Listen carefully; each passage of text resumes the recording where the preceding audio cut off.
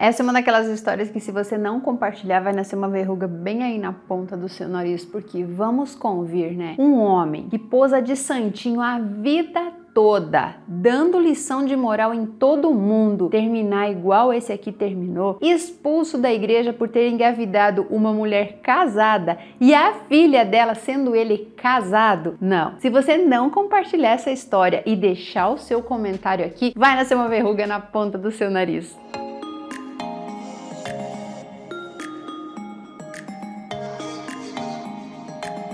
Eu me chamo Rafael, tenho 28 anos e vou contar a minha história. E preparem as broncas, os puxões de orelhas e as cacetadas, porque vocês vão precisar deles. Provavelmente você já ouviu a expressão algo de errado não está certo, algo certo está errado, pelo menos uma vez na vida. Assim se resume minha vida e a vida do meu amigo André.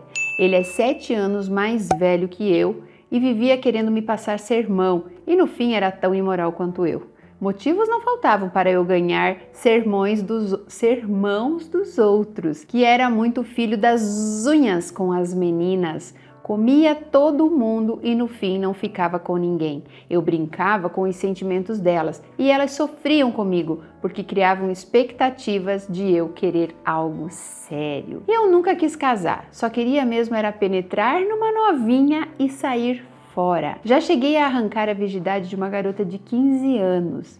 Meu amigo ficou pistola comigo por isso, mas por sorte nunca engravidei ninguém por acidente. Por sorte, ele nunca engravidou ninguém por acidente. Meu amigo vivia falando: cara, você só pega mulher bonita e interessante. Não entendo como você faz isso com elas. Elas não merecem. Eu nunca trairia minha esposa. Você poderia colocar na minha frente a mulher mais gostosa da face da terra e eu nunca a trairia. E você é um safado e trai e sai comendo todo mundo. Sil, o que mais me irrita é gente que fala muito e que faz pouco ou não faz nada. Esse meu amigo falava muito. Pagava de certinho, de religioso, de santo, mas eu sempre desconfiei dele. Existe um refrão que diz que jamais devemos dizer dessa água não beberei e deste pão não comerei. E esse meu amigo inconveniente era assim. Ele era casado há 5 anos, tinha uma família, emprego e tudo mais. Mas Sil, isso parecia perfeito demais para ser verdade. Ele era presbítero de uma igreja evangélica, que eu não vou citar o nome aqui por questões éticas. Sempre todo religioso, o cara não perdia uma oportunidade de me passar um sermão. E eu, um dia perguntei: amigo, você é Deus para me julgar? É meu pai? Então, fica no seu lugar. Note que o cara frequentava a igreja, mas a igreja não estava dentro dele. Um dia soube por boca de amigos que ele foi num casamento do primo dele e ofereceram uísque para ele tomar. E ele tomou. Mas antes de tomar esse uísque, ele passou o maior sermão nos outros que estavam bebendo. Aí o primo não cristão e a esposa ficaram abismados com aquilo. Ele é tão metido a certinho e cristão e tomou uísque? Sil, eu penso assim. Se eu frequento uma igreja e ainda continuo bebendo, prefiro nem ser cristão desse jeito, porque, entre aspas, os evangélicos não deveriam ingerir bebidas alcoólicas. Mas isso foi apenas um aperitivo das merdas que este meu amigo fazia. Soube que ele morava numa vila de aluguel. E não deu 3 meses ele saiu dessa casa e voltou a morar com a mãe, tendo esposa e tudo mais. Pelo jeito, maturidade é algo que passa longe dele. Ele me disse que entregou a casa por questões financeiras, mas o que eu ouvi do proprietário, que era um conhecido meu, que o cara levava fama de caloteiro e que já devia uns 5 meses de aluguel. E com isso o dono se viu obrigado a pedir o imóvel. Eu tive pena, então coloquei ele para morar em um dos imóveis que eu tinha para alugar, que me foram heranças do meu pai. Deixei ele isento de aluguel durante 2 meses, mas o sem vergonha estendeu para 1 ano e me deu uma volta. Perdi o imóvel e ele me deve até hoje. Sorte que eu não dependia desse dinheiro para sobreviver. Durante o período que ele morou na minha casa, ouvia muitas brigas dele com a esposa. Um dia fui visitar a igreja dele e ele estava sentado no altar, onde ficam os pastores, bispos, diáconos e presbíteros. Na hora vi ele trazer uma mensagem muito edificante e pensei: como esse cara sobe em um altar fazendo merda atrás de merda, e simplesmente prega uma coisa que ele não vive. Ele só anda de social, né, de terno e gravata, e metia o pau em quem usava biquíni na praia ou sunga. A esposa dele falou que ele falava isso da boca para fora, porque o cara era um safado sem vergonha, que ficava olhando a bunda das irmãzinhas na igreja. Tipo, as irmãzinhas usarem biquíni? Pode, mas a esposa não. Eu também fazia das minhas canalices, mas a diferença é que eu não era cristão. E eu, pelo menos, assumia as minhas merdas. Mas ele não. Era um covarde que dizia que não fazia e que nunca iria fazer. Um dia, saí com ele de carro e o pneu furou. Ele pediu para que eu abrisse o porta-malas para pegar o step. Eu abri e adivinhe, encontrei um bolo de revistas de mulher pelada. Ele ficou vermelho na hora e deu uma desculpa que era para jogar fora. Tá bom, acreditei tanto nisso quanto acredito que 2 mais 2 são 3. Passei 2 anos solteiro e depois desses 2 anos arrumei uma namorada um pouco mais velha, mas prefiro dizer experiente ou coroa com cara de menina. Ela é linda, o nome dela é Ana Paula, ela é alta, tem cabelos castanhos claros, quase loiros, corpo escultural, tudo de bom. Eu apresentei ela para o meu amigo e ele disse: cansou de pegar as novinhas e agora partiu para as coroas? Vai ficar com ela porque ela vai te sustentar? Fiquei com tanta raiva que minha vontade era de fechar a mão e dar na cara dele. Minha vontade era deixar o olho desse babaca metido a religioso tão roxo quanto um pote de açaí. Minha noiva Ana Paula exigiu imediatamente que eu me afastasse dele e realmente ela tinha razão. O cara era um atraso na minha vida e ainda ofendeu minha futura esposa. Parei de falar com ele e novamente fui à igreja. E ao invés dele estar sentado lá no altar com os pastores e presbíteros, ele estava assentado nos bancos normais, como se fosse membro apenas. Ele falava para todo mundo que deixou o ministério porque desistiu e quis ser só membro mesmo. Mentira dele. Ele que fez uma cagada tão grande que escandalizou o nome de Deus e mais ainda a imagem da igreja. Ele, escondido da esposa, teve um caso com uma menina de 17 anos e a engravidou. Mas não sendo o suficiente, o cara se envolveu com a mãe dessa menina e também casada. Ela tem 41 anos e pior, engravidou ela também. O pastor principal soube e afastou o canalha do ministério porque ele não foi um bom exemplo de cristão. Para um cara que era todo certinho fazer uma patifaria dessas, me deixou muito decepcionado. O cara vivia falando que não ia fazer e fez. Eu que era o safado sem vergonha e comedor, hoje só faço um amor gostoso com a minha coroa enxuta. Vou lhe contar, Sil, valeu a pena esperar para conhecer e casar com ela. Ela é uma mulher madura, muito inteligente, decidida e boa esposa e boa mãe, porque ela tem um filho de 15 anos que virou meu enteado. O garoto me ama e eu brinco até com ele que tive um filho quase da mesma idade que eu. Minha esposa é professora de educação física e tem um corpão de dar inveja, mas não é só o corpo, a mente também. Tava na cara que o safado do meu amigo falava que ela era velha porque com certeza queria pegar ela também. E quanto ao meu amigo, ele saiu da igreja e se encontra afastado. Caiu na farra de vez, se separou da ex-mulher e vive devendo pensão. Já levou 3 cortes de energia por falta de pagamento, enfim. Se dizia ser um homem de Deus que apenas envergonhou o nome de Deus. Falou e falou que nunca iria fazer e fez. Essa história me fez mostrar que jamais poderemos dizer nunca na vida, porque às vezes o universo nos coloca à prova e às vezes caímos para que o próprio universo mostre que não somos tão certinhos quanto pensamos. Eu falava que nunca ia casar e casei com um mulherão que tem mais idade, mas não troco por nenhuma novinha de 20. Meu amigo falava que não queria trair a esposa e traiu logo com 2. 2 que vocês ficaram sabendo, né? Que nem toda traição é descoberta. Realmente palavras não são nada diante de atitudes. Falar até o papagaio fala. Por isso sempre desconfiem dos certinhos ou dos quietinhos, que parece um anjo, porque esses são imprevisíveis. Meu lema é esse, falar menos e fazer mais.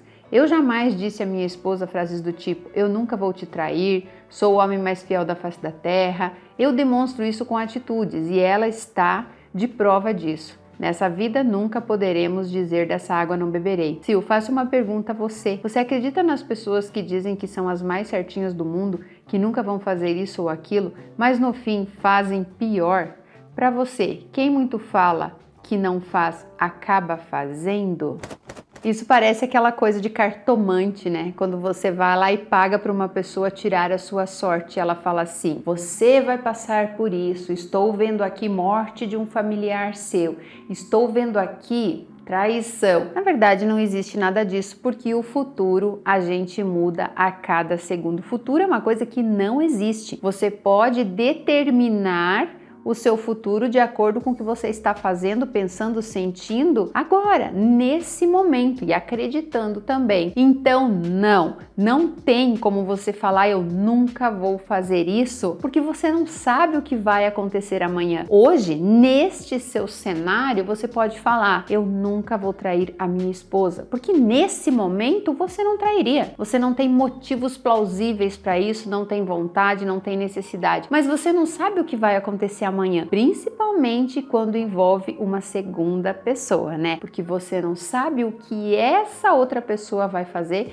que pode fazer com que você tenha atitudes que você hoje acredita que não terá. Então não, o futuro a gente muda a qualquer momento, e pode ser que você, quando falava lá, eu não vou casar, naquele momento você não iria casar, tanto quanto o seu amigo que te criticava, quem sabe naquele momento ele estava sendo correto, era o que ele queria realmente. Mas a maioria das pessoas religiosas, elas lutam contra um vulcão que tem dentro delas. Elas ficam suprimindo aquilo porque elas têm medo, elas acreditam que tem que ser daquele jeito, mas elas não são aquilo em essência. E chega uma hora que ou aquele vulcão entra em erupção e a pessoa acaba cometendo uma besteira, ou ela acaba tendo uma doença grave, acaba acontecendo alguma coisa na vida dela para que isso venha à tona, ou ela acaba se entregando à sua essência realmente. Então, eu não acho que a gente tem que julgar as pessoas dizendo que é certo e que é errado. E é o que você falou aqui, né? O que